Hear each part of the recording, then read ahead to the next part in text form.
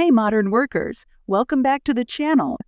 If you're new here, we are here to help you master the art of balancing life and work while staying super efficient. Our motto? Work smart, live fully. Today, we're diving into a topic that's been on everyone's mind. Freelancing 101, how to get started.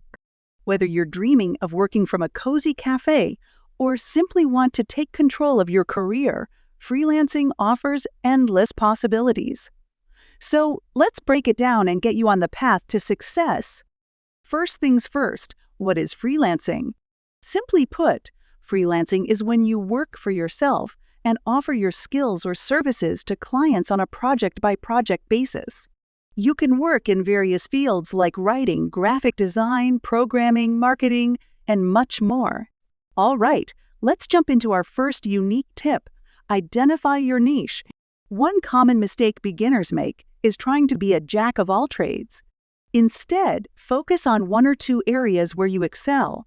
For example, if you're a writer, decide whether you want to specialize in blog posts, technical writing, or copywriting.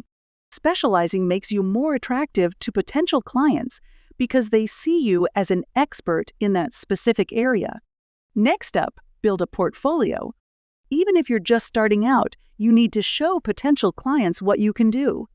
Create sample projects that showcase your skills.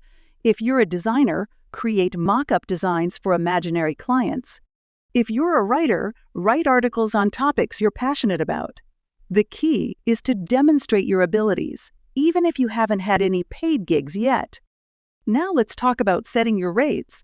One of the trickiest parts of freelancing is knowing how much to charge. Research what others in your field are charging and consider your own skill level. When you're just starting out, it's okay to charge a bit less to attract clients, but don't undervalue your work. As you gain experience and build your portfolio, you can gradually increase your rates. Our next tip is create a professional online presence. In today's digital age, having a professional online presence is crucial. Create a website or a portfolio site showcasing your work and make sure it's easy to navigate. Use social media platforms like LinkedIn, Twitter, and Instagram to connect with potential clients and showcase your expertise. Remember, your online presence is often the first impression clients will have of you. Another important aspect is networking. Networking is key to finding freelance opportunities. Join online communities related to your niche, attend industry conferences, and participate in local meetups. Don't be afraid to reach out to people and let them know you're available for freelance work. Often, the best opportunities come from word-of-mouth referrals. Let's move on to utilizing freelance platforms. Websites like Upwork, Fiverr, and Freelancer can be great places to find freelance gigs, especially when you're just starting out.